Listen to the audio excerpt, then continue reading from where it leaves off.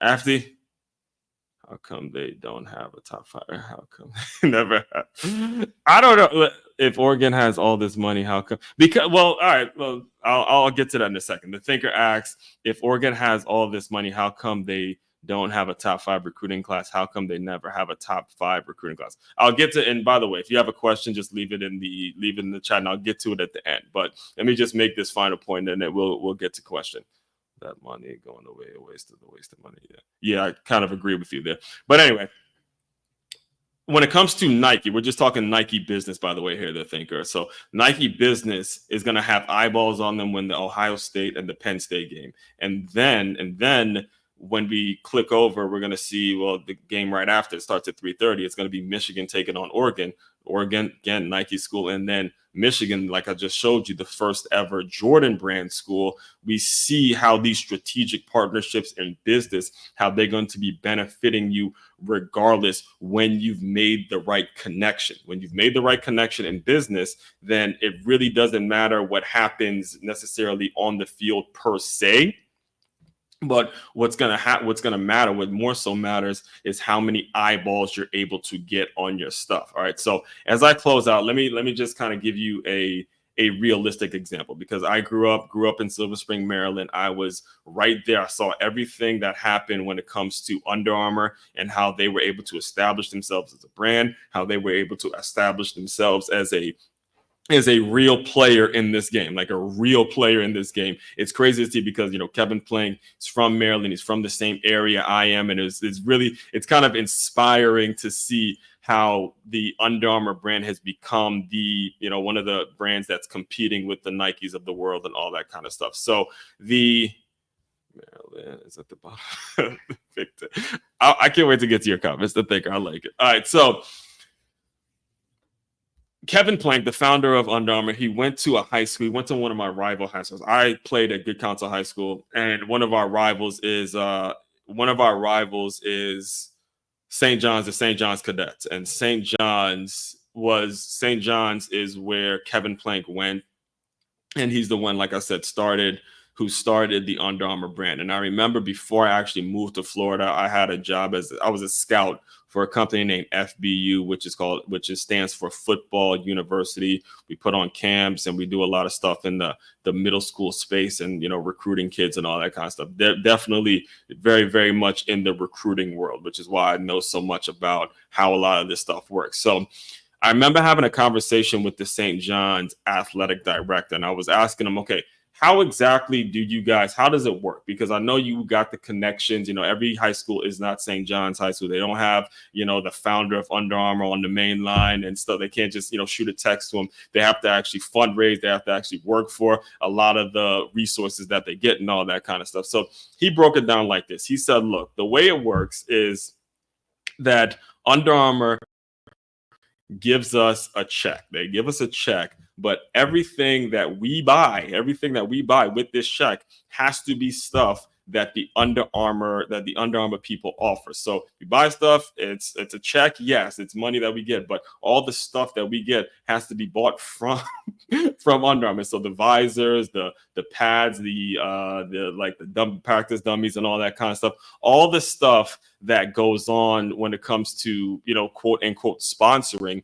It's more so a partnership, and you have to be, as a business owner, if you're thinking about this as a business owner and you're thinking about what type of organizations you need to be collaborating with, you need to be figuring out how you're able to make the revenue back. You have to be able to figure out how you're going to be able to figure out how you're going to start to receive some of the income back, and not just blindly give money and put it on a scoreboard and think, oh, because I paid X amount of dollars for this sponsorship and I put my ad on a scoreboard, that anyone's going to notice. You have to be more so of the mindset of, how can I start to integrate myself into what it takes to build these programs? That's what I mean when I say strategic partnerships. So again, that's pretty much all I had for today. Let's get into some of these comments as I close out. But just before I get into the comments, just remember that as you're going on, you're building your business. And I'll close you out with this concept. When you're building your business,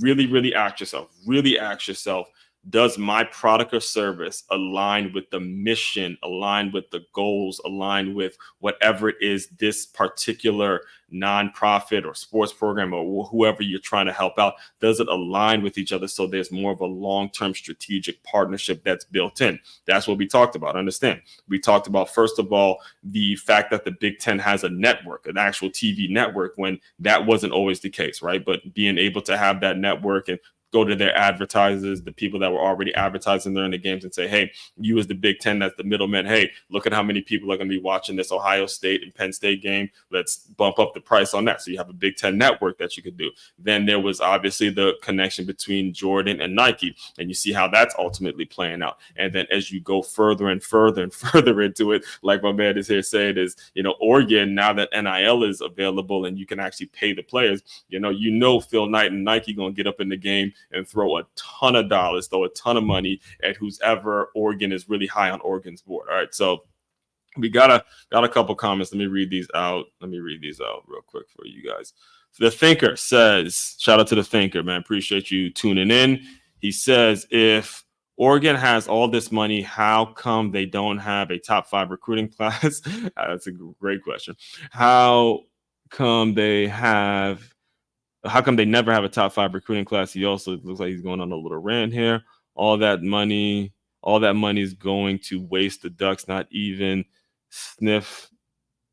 All that money is going to waste. The Ducks of not even sniff the title, wasting money. Yes, and Maryland is at the bottom of the Big Ten. I think he's actually taking a shot at me here. I don't think you got to say that though, brother. God damn. All right, it's very hard to buy a championship. Oregon was very lucky to be Ohio State. Your coach had to pull some tricks.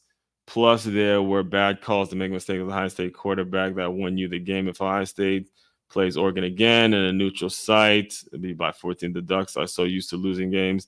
The Ducks are so used to losing big games when sing games, Ohio State and Alabama. Drew, you don't belong in the cast. Sing all that. Like that Oregon Ducks are in the Big Ten. It's exciting now. Now we have another great team in the conference. Okay, so I think you're assuming that I'm an Oregon fan when I am not. All right, I am not at all. I am a diehard Michigan fan. So did I enjoy when they beat Ohio State? Absolutely did. But I'll be 100% honest with you. I sort of agree with what you're saying, because when it comes to football in general, there's no buying a championship. So that point, I using speech texting. It's all good, man. I picked up what you were saying. All right, so you're right though. You're 1,000% right.